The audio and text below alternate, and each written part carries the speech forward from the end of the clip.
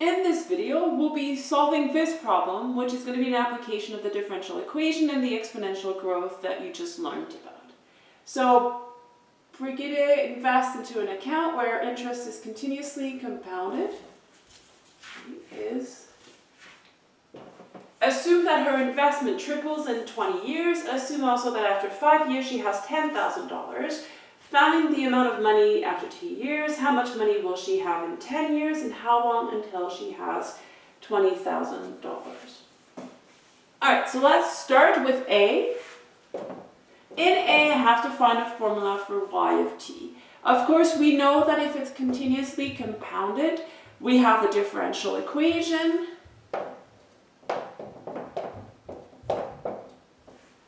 That the rate of change is proportional to the amount invested, and so y of t is p e to the rt, where we need to figure out p and we need to figure out r. R is the interest rate, p is the initial investment. We're not given that, so we'll have to solve for it using the information we're given.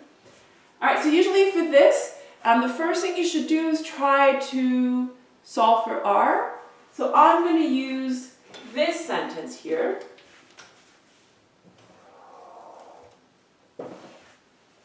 Her investment triples in 20 years. That tells you about how fast it grows, but nothing about how much there is. So that's going to give us r and will not involve any p in the end. So assume, let's look at what it is at time 0. We have p e to the r times 0. We have p. That means in 20 years, well, triple, so that means 3p. Alright, so since it triples in 20 years, it's going to go from p to 3p.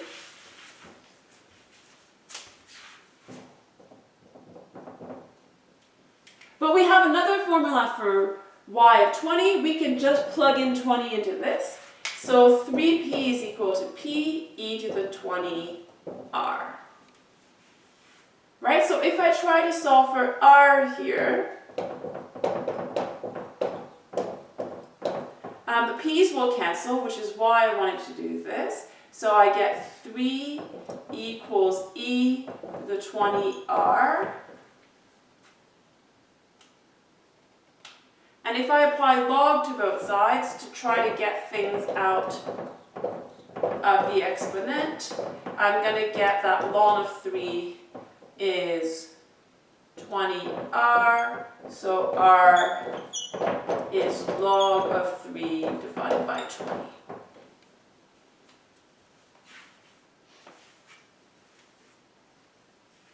Alright, so whenever you're given some sort of information about how quickly it grows, that's going to be about r. Then the sentence here, that after 5 years she has 10,000, now we can use that to get p, to get the initial investment. So let's do that.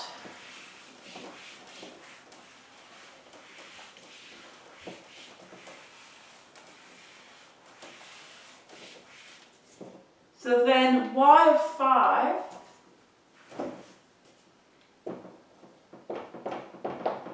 that was 10,000.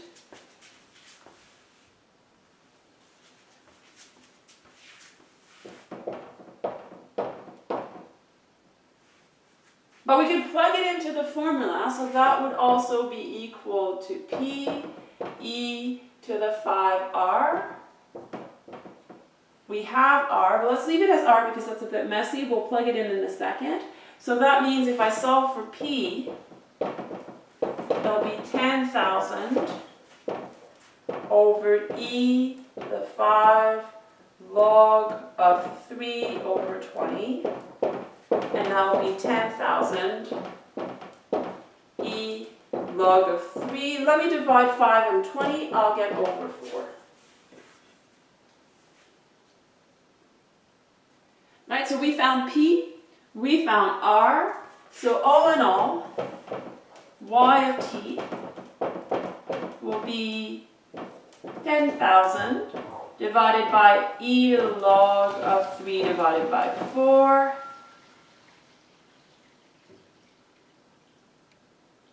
times e to the log of 3 divided by 20 times t.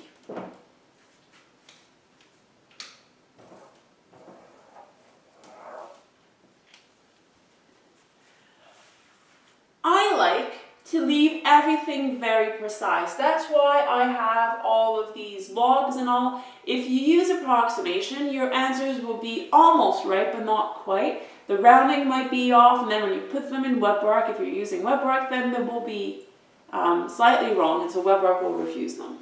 So I like to leave them whole like this, and approximate each precise real-life answer as they come. All right, so now second question.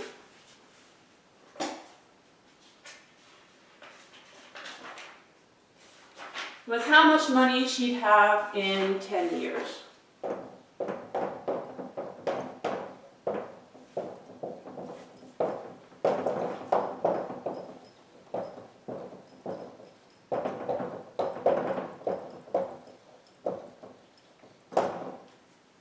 Well, this is how much money she will have in t years.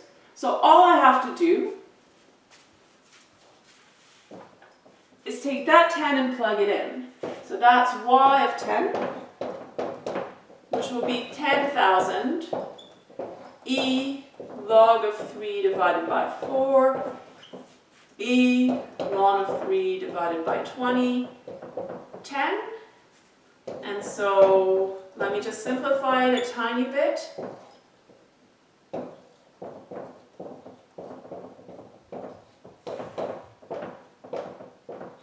Now one thing you could do is kind of simplify this, but if you don't want to, that's fine.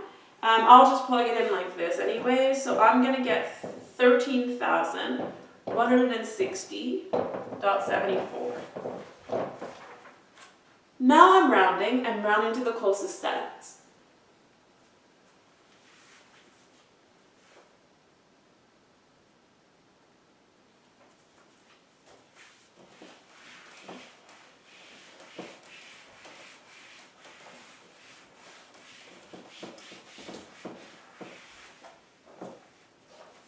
Alright, final question was about how long it would take until she has a certain amount. How long until she has 20,000.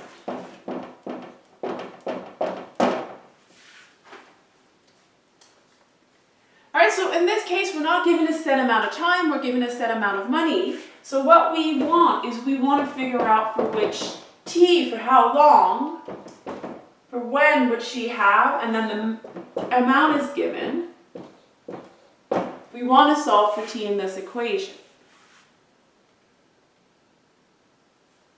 Let's plug in the formula for y of t on this side.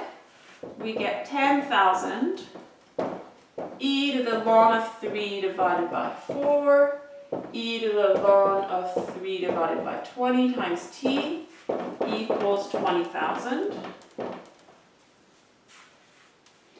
So again, I will go until I have a formula that's complete and precise, and then I'll plug it in, and then I'll round it up. Alright, so I'm going to divide by 10,000 and multiply by this, so I get that e log of 3 over 20t. 20,000 divided by 10,000 is 2. E ln of 3 divided by 4. My variable t is stuck inside an exponential. I need to apply log. So here if I apply log, I'll get log of 3 divided by 20t. And on this side, I'll get log of 2 e ln of 3 divided by 4.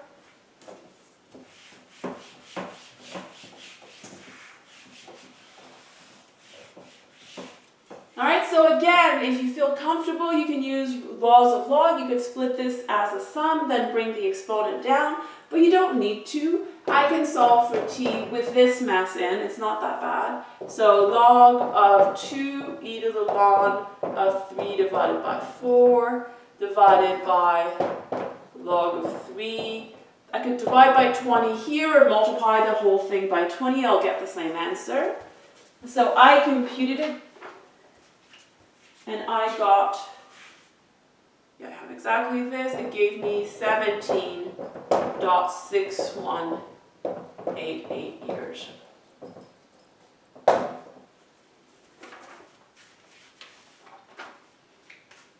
All right, so I will take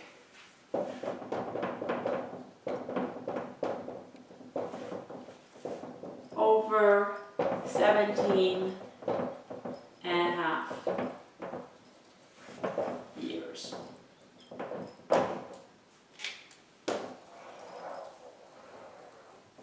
All right, so that's the exact answer. That's an approximation, which is nice in this case because it gives us an idea how long it would take.